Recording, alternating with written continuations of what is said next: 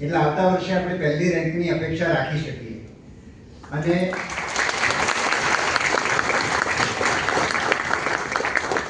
અહીંયા બધા જે એસ્પાયરન્ટ બેઠા છે એ આ વર્ષે કમર કશે અને આગળ વધે અને આવતા વર્ષે પહેલી રેન્ક લાવે એવી બધાને ખૂબ ખૂબ શુભેચ્છાઓ. આપણે 32 અને મતલબ 25 અને આ વખતે 32 સુધી પહોંચીને બહુ ખુશ થઈએ છીએ. અને એટલા માટે કે અમારા વખતમાં તો 2-3 વર્ષે 2-3 લોકો પાસ થતા હતા એટલે ખુશ થવા થઈએ સ્વાભાવિક છે ને થવું જ જોઈએ. પણ હજુ દેશના કેટલાક રાજ્યો છે જ્યાં 80-90 રેન્ક્સ 80-90 લોકો પાસ થતા હોય છે. અમારા વખતમાં ગુજરાત અને મહારાષ્ટ્ર લગભગ સરખું હતું. કદાચ મહારાષ્ટ્રમાં અમારા કરતા બીજા 2-4 લોકો વધારે પાસ થતા હશે. આજે મહારાષ્ટ્રમાં 80-90 લોકો પાસ થાય છે, તમિલનાડુમાં 80-90 લોકો પાસ થાય છે. અને આપણે હવે ત્યાં પહોંચવાનું છે અને એ માટે આપણે જે પણ પ્રયત્નો કરવા પડે એ પ્રયત્નો વધારે સારી રીતે આપણે કરવા જોઈએ. અને આપણે મને લાગે છે કે આ જો વિજેશભાઈ લોકો જે રીતે કામ કરે છે તો કદાચ આવતા વર્ષે અને આવતા વર્ષે નહીં તો એના પછીના વર્ષે તો આપણે પહોંચી જ જવું જોઈએ. અને એવી હું આશા રાખું છું, શ્રદ્ધા રાખું છું અને સૌને એના માટે ખૂબ ખૂબ શુભેચ્છાઓ આપું છું.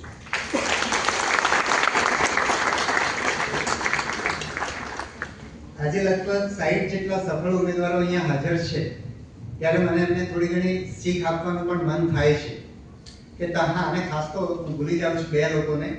એક તો માતા પિતા, કારણ કે બાળક જ્યારે આ પરીક્ષા આપતું હોય છે ત્યારે ખૂબ સંઘર્ષમાંથી પસાર થતું હોય છે. અમારા વખતમાં તો માતા પિતાની તકલીફ નહોતી કારણ કે અમે બધા સ્વતંત્ર રીતે આ કામ કરતા હતા એટલે રિઝલ્ટ આવે પછી ક્યારે મા બાપને ફોન કરતા હોય શું યાદ નથી. પણ અત્યારે તો છોકરાઓ મા બાપના આખો આપણો માહોલ બદલાયો છે. આપણા નાના પરિવારમાં રહીએ છીએ, માતા પિતા એમાં જોડાયેલા હોય છે એટલે બાળકોના સંઘર્ષમાં એમની બહુ મોટી ભાગીદારી હોય છે. અને માતાઓએ નિષ્ફળ દીકરા કે દીકરીને એ દિવસે પણ પાર્ટી આપી હોય એવા પ્રસંગો પણ તમારા જીવનમાં બન્યા હશે ત્યારે તમે અહીંયા પહોંચ્યા છો. એટલે એ માતા પિતાને પણ ખૂબ અભિનંદન આપું છું અને વંદન કરું છું. એ જ રીતે જે ગુરુજનો જેમણે આ બાળકોને ભણાવ્યા છે, અમે પણ મેં સ્લીપામાંથી તૈયારી નહોતી કરી પણ વડોદરામાં જે શિક્ષકો સાથે પાસે રહીને અમે ભણ્યા છીએ, આપણા શિરીષભાઈ પંચાલ કે રમણભાઈ સોની જે બધા લોકો અમને જે ગુજરાતી સાહિત્ય ભણાવતા હતા એ બધાની અસર આજે પણ અમારા ઉપર છે. એટલે હું એ ગુરુજનોને પણ વંદન કરું છું.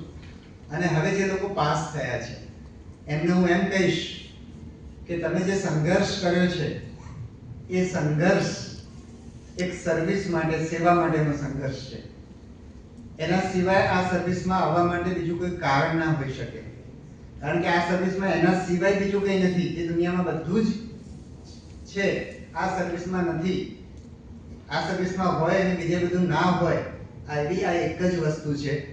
એટલે તમે જે સંઘર્ષ કર્યો છે એનો સેવા સિવાય બીજો કોઈ ઉપયોગ નહીં કરતા. અને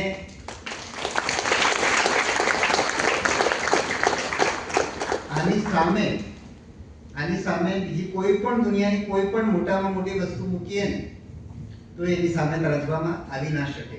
એટલી મહત્વની તક તમને કુદરતે આપી છે. તમારી સાથે લાખો ઉમેદવારો આપે છે આ પરીક્ષા. કદાચ ગુજરાતમાંથી હજારો ઉમેદવારો તમારા સાથીઓ આપતા હશે, તમારા મિત્રો આપતા હશે. તમે પરીક્ષા આપતા હતા એ દરમિયાન કેટલાક લોકોના એટેમ્પ્ટ પૂરા થઈ ગયા હશે. તો એ બધાને આ તક નથી મળી, તમને જ મળી છે.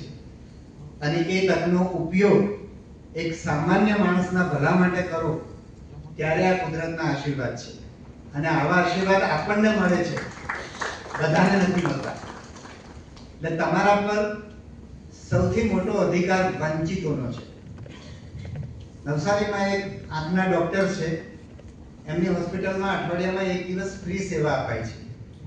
એમણે મને એવું કહ્યું કે મારે ત્યાં કામ કરનારા માણસોને મેં એવું કીધેલું છે કે બીજા દિવસે આડા દિવસે તમારાથી કોઈની સાથે ગેરવર્તન થશે તો ચાલશે, પણ જે દિવસ આપણો ફ્રી સેવાનો દિવસ છે એ દિવસે કોઈની સાથે ગેરવર્તન તમે કરો તો તમારે આ હોસ્પિટલના પગથિયા ઉતરી જ જવાના છે. તો તમારા માટે, આપણા સૌના માટે, સિવિલ સર્વન્ટ માટે આપણા ઉપર સૌથી મોટો અધિકાર એ વંચિતોનો છે.